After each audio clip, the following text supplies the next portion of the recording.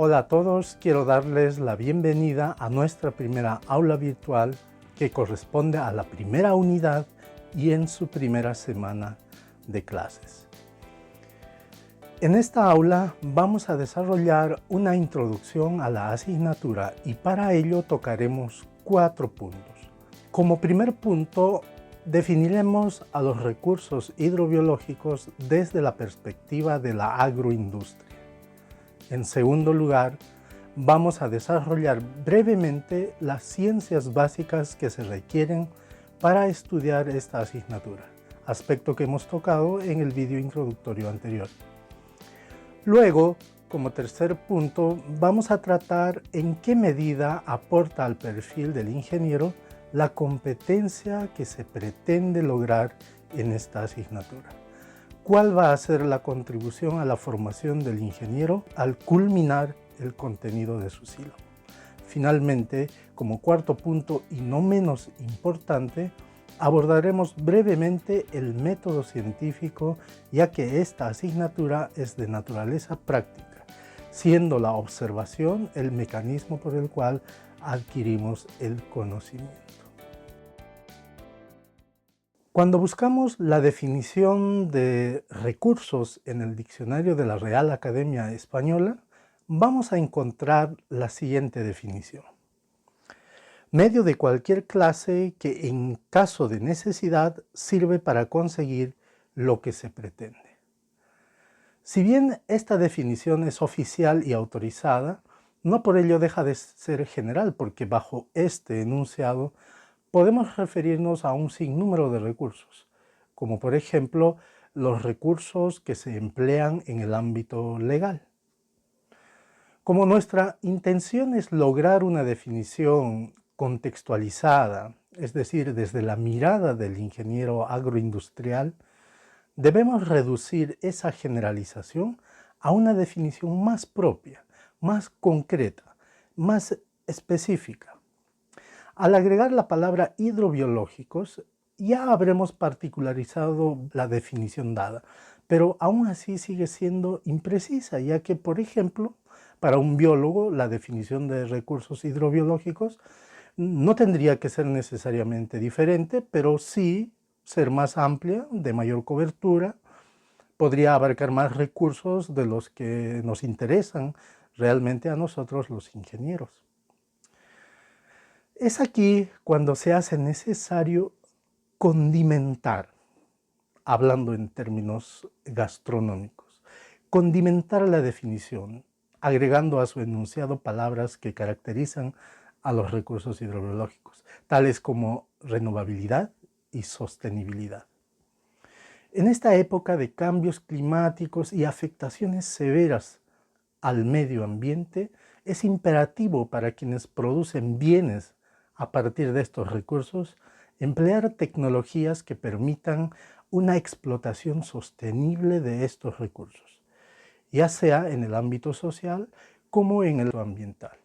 Por consiguiente, un recurso renovable debería entenderse implícitamente también como sostenible. Además, podríamos aderezar, siguiendo esta misma onda gastronómica, podríamos aderezar la definición con el hecho de que estos recursos se les emplea con fines de alimentación, que se les utiliza en la producción de aditivos para distintos procesos agroindustriales y que se les extrae de la naturaleza. Finalmente, una definición de recursos hidrobiológicos con todas estas aproximaciones podría ser: todos aquellos recursos renovables que se encuentran en los océanos, lagos, lagunas, ríos y todo cuerpo de agua circundante que reúna las condiciones para producirlos y que al capturarlos o cultivarlos de forma sostenible sirvan para la alimentación de las personas, animales y para otras actividades conexas o similares. Pues bien, esa sería más o menos la definición de recursos hidrobiológicos desde la óptica de la ingeniería agroindustrial. Con relación a las ciencias que sirven de base al estudio de los recursos hidrobiológicos, hemos mencionado en el vídeo introductorio que son la biología marina y la ecología marina. Además, debemos mencionar que para el estudio de la dinámica de los ecosistemas acuáticos y su cuantificación, es necesario tener nociones de estadística descriptiva e inferencial. Las herramientas estadísticas nos van a ayudar en la comprensión del mecanismo de funcionamiento del ecosistema marino y, por otro lado, darle a la asignatura un enfoque introductorio a la investigación científica.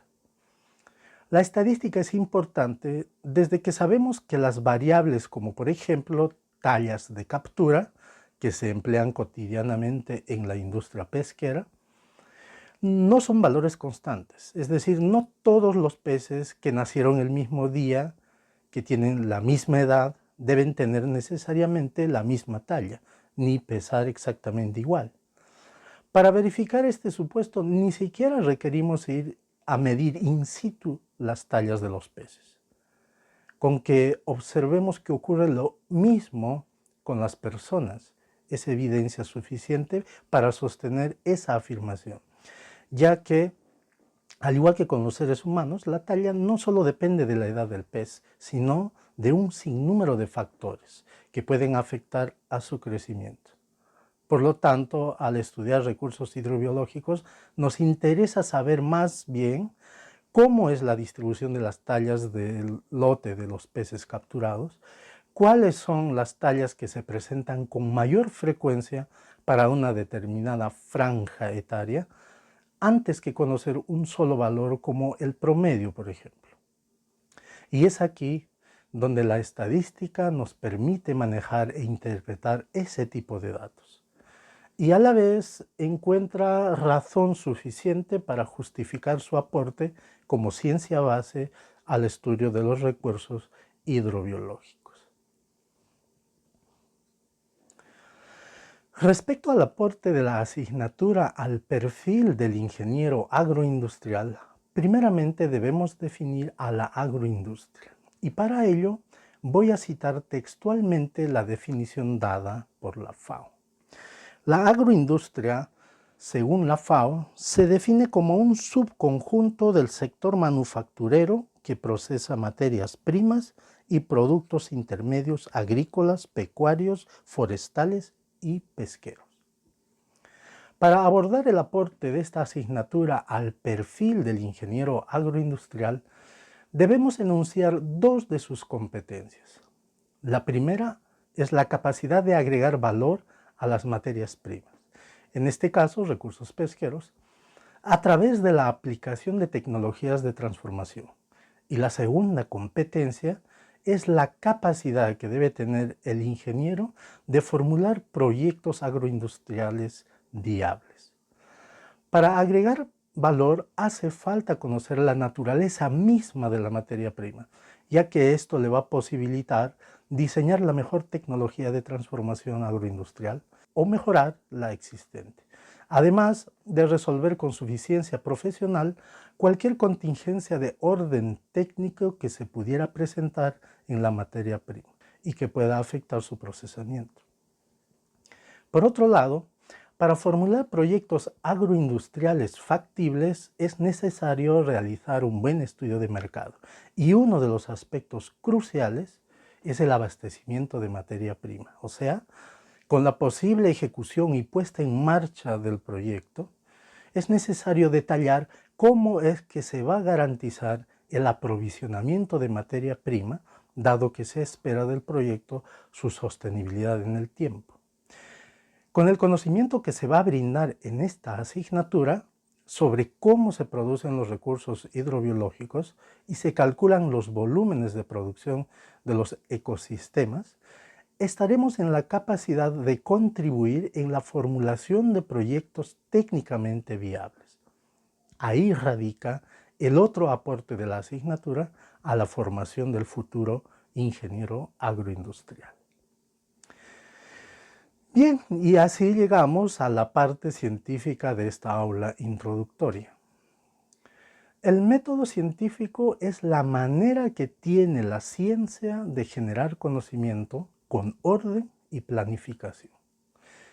Todo el saber que la humanidad ha logrado hasta hoy ha sido gracias a una detallada programación de las actividades para recolectar los datos de los fenómenos o eventos naturales. La misma palabra método implica orden, manera organizada de realizar las cosas. Una característica importante de la ciencia es que las conclusiones que se extraen de la observación de estos eventos puede ser verificado por otros científicos. De esa forma se garantiza que cualquier aseveración dada en nombre de la ciencia tenga el respaldo de una labor meticulosa y ampliamente verificada. Ahora bien, nos vamos al otro extremo, donde se han hecho observaciones al azar, sin el cuidado ni la debida planificación. Se pone en tela de juicio los resultados de esas observaciones, pues para empezar no serían válidas para la ciencia, ya que carecen justamente del debido rigor científico. Más importante que contar con evidencias es el hecho de que éstas hayan sido recabadas como producto de una labor bien planificada. El objetivo de la ciencia es descubrir hechos acerca del mundo que habitamos y con ello establecer principios que expliquen los hechos mencionados. Ante un nuevo evento, los científicos formulan explicaciones tentativas a fin de dar respuestas provisionales a las interrogantes que surgen de esos eventos. A estas explicaciones se le denominan hipótesis. Los científicos elaboran hipótesis todo el tiempo y solo después de formularlas indagan su veracidad a través de experimentos bien planificados. Otro rasgo crucial del método científico es que estas hipótesis son evaluadas permanentemente, una y otra vez, por el contingente científico que trabaja en una determinada área del conocimiento. Esta insistencia es la principal fortaleza de la ciencia. Ahora bien, una hipótesis que ha sido contrastada, validada muchas veces y que en todas esas ocasiones ha pasado satisfactoriamente la prueba, se convierte en una teoría. Y una teoría científica está respaldada por evidencias casi irrefutables y representa una explicación comprensible de cómo funciona el mundo. Se convierte en un principio científico bien establecido, que guía la búsqueda del conocimiento a través de la formulación de nuevas hipótesis. En la vida no existe nada perfecto y la ciencia no es la excepción, puesto que tiene limitaciones que la hacen una actividad pasible de errores. Y como es practicada por personas, ellas también contribuyen al error, pues están sometidas a sus propias limitaciones y prejuicios. Es muy común que los científicos sientan apego por una determinada teoría, que con el tiempo se convierte en una teoría favorita, y no la abandonarán incluso si son confrontados con evidencias suficientes que las refuten. A estas alturas puede ser muy difícil que los científicos reconozcan que estuvieron equivocados. Otra característica de la ciencia es que carece de juicios morales o éticos. Es decir, la ciencia no puede decirte cómo hacer uso del conocimiento y la tecnología que produce. Esa responsabilidad, para bien o para mal, recaerá siempre en las personas que hacen uso de ella.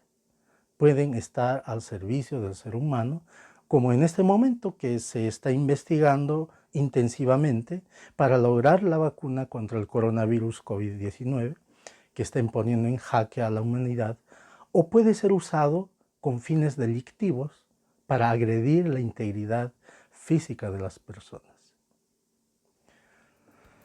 Para finalizar nuestra primera aula virtual, déjenme traer a colación lo mencionado en el vídeo introductorio.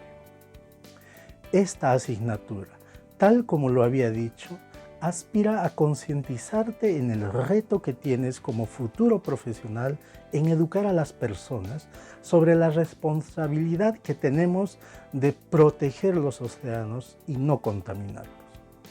Que mientras degustan un cevichito en un mediodía caluroso, tal vez a orillas del mar y en compañía de seres queridos y amigos entrañables, comprendan finalmente las implicancias de todo el motor ecosistémico que se puso en marcha para que ese plato de ceviche llegue a sus mesas.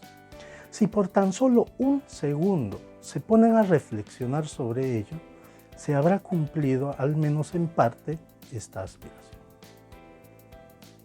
La siguiente semana veremos con detalle los elementos del ecosistema marino que nos brinda tan generosamente sus frutos para nuestro aprovechamiento, deleite y satisfacción. Hasta entonces, nos vemos. Chao, chao.